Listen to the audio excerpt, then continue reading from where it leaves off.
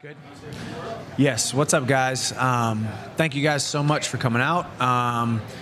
Recap of the night, man. Goichi Yamauchi is a very, very, very tough individual. He had me a little bit puzzled on the feet.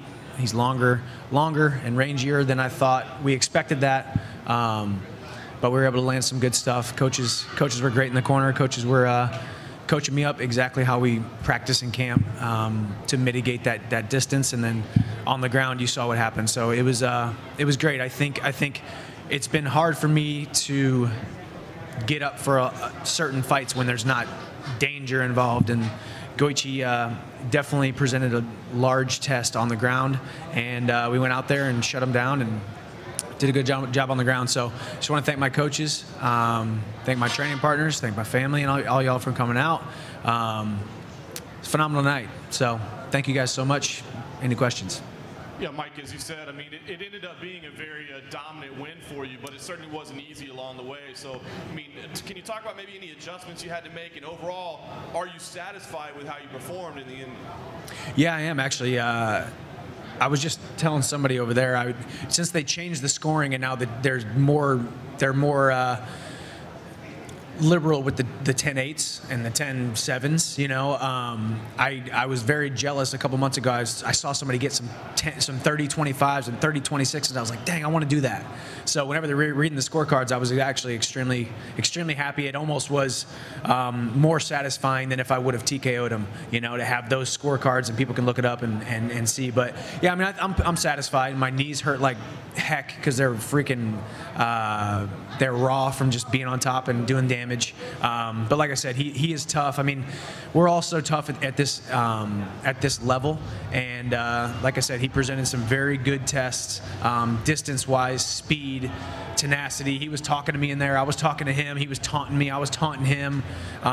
It was fun. I can honestly say I actually had a blast tonight, and I don't usually do that. A lot of times I black out, go Michael Chandler style, 100,000 miles an hour, and sometimes I win, sometimes I lose, but tonight was a lot of fun, and great crowd.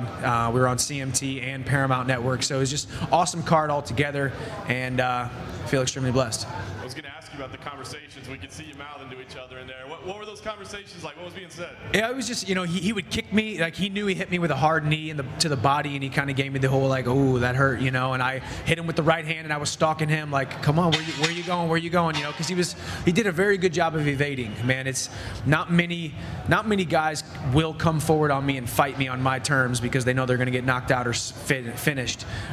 So a lot of guys have to circle, they have to move, they have to use their footwork, they have to use their distance, and he was doing a great job of that. He's an extremely talented young man. And when I say young man, young in age but experienced in the fight game. He's got more fights than I do, so we're going to see a lot from him coming forward. And I also said after the fight, man, I'm probably going to see you again. You know, let's do it again.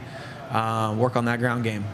Nice. And last thing for me, I mean, you made it clear before the fight, title fight's not really what you're thinking about. So I want to ask you first, I mean, is that because of your personal feelings for the champ? And second, what fights are out there? You said big fights, but are there specific names? Are there matchups that you see right now that you think would be more marketable and bigger and more important for you? Well, let's call a spade, man. I've been with this organization now for 8-9 years. I've helped grow this company, and this company has done a phenomenal job of growing me. It's been a phenomenal symbiotic relationship since ESPN Deportes days to MTV2 to Spike and now to Paramount and CMT simulcast. And I have such a great relationship with these guys, and they've done such great things for me. I take pride in being the Bellator champion. I never wanted to discredit what the Bellator Championship has meant to me and what the belts at my house meant to me. But you know, I wanted the rematch. You know, 10 days after Madison Square Garden, I ran 5 miles. I said, book the rematch. I was talking to the guys, and you know, the so-called champion was not ready. And you know, he was on maternity leave, and just so happens I adopted a child, and I moved all the way across the country, and I built a house, and I have a lot of stuff going on. We are professionals, and we are men, and it's time to step into the cage and put the belt on the line, and he wasn't willing to do that. So yeah, there is a little bit of distaste in my mouth, or a little bit of a bad taste in my mouth for that situation. But there are some big fights. Patricio Pitbull was calling me out on social media. I didn't respond because obviously I had this going on. The Paul Daly fight. I mean, there's some fights out there, but at the end of the day, I have a ton of respect for Scott Coker and what he has done for Strikeforce back in the day, and what he has done since day one, since he stepped foot into this Bellator realm. And let's be honest, I'll do what I'm told, and I will do it in a dominant fashion. So we'll see what happens. We'll have some conversations. We'll see what happens. Congratulations, Michael. Very much the performance of the night. Well, I know they're still going on, but it was what we saw. Thank you. During a fighter's career, I mean, obviously one of the things you're very popular for with fans is this kind of old school mentality you've got when you step into the fighting arena. But tonight, perhaps, and during a fighter's career, we see shifts sometimes, paradigm shifts, where they develop the style they want. Is it fair to say tonight we saw that old school style from you, but you really used your fighting IQ? Yeah, I mean, I think it was a little bit of both. I think I wasn't having as much success as I wanted to on the feet, and I had an extreme amount of success in that first round on the ground, and it was easy for me. Not to say it was easy, not to discredit Goichi, but it was easy for me. There is not a man on this earth that can be underneath me and not get demolished. And I know that about myself because I've done it in the cage, I've done it in the gym, and just because he's finished 18 fights by armbar or rear naked choke or triangle, it did not deter me from getting back to my wrestling roots, realizing that I'm a dominant man on the ground and on the feet. But I knew that I was going to be able to take this fight to the ground, and I saw his tape. He has more success on. If he doesn't get a submission, he has more success on his feet than he does on the ground. And I thought the easiest path to dominance was going to be able to beat him up on the feet as much as I could, keep him at bay as long as I could so I can get the shot, and then rain down a firestorm of elbows. And finally for me, how long did it take till after the fight, or maybe you thought about it during the fight, to think about your son? Man, the funny thing was, you know, I mean, and luckily this affected me very well, but right before the fight, literally right before the referee said, "Are you ready? Are you ready?" there was a picture of Hap on my shoulders in the arena, and I got the biggest smile on my face, and it's an absolute amazing feeling now, not just fighting. When I got into this sport, I fought for myself and for my legacy and for my mom and dad who just pulled themselves up by their bootstraps for the whole 20-something years and gave me every opportunity that I possibly could. But now to have them, and now have a wife, and now have someone that literally is going to hang on my every breath for the rest of my life, and someone to lead and someone to love. It's absolutely the most ridiculous feeling I have ever felt in my entire life. My heart is literally bursting at the seams, and I cannot wait to get back and kiss his little cheeks. But at that moment, I smiled like crazy. I looked over at Bree. She wasn't looking at me.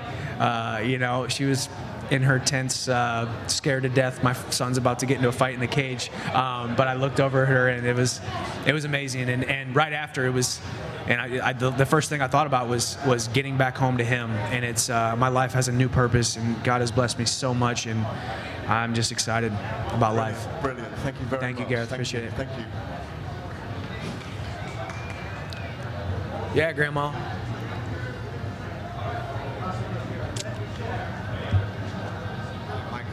Congratulations. I got a live streaming, and a fan asked me if you're willing to move up to 170.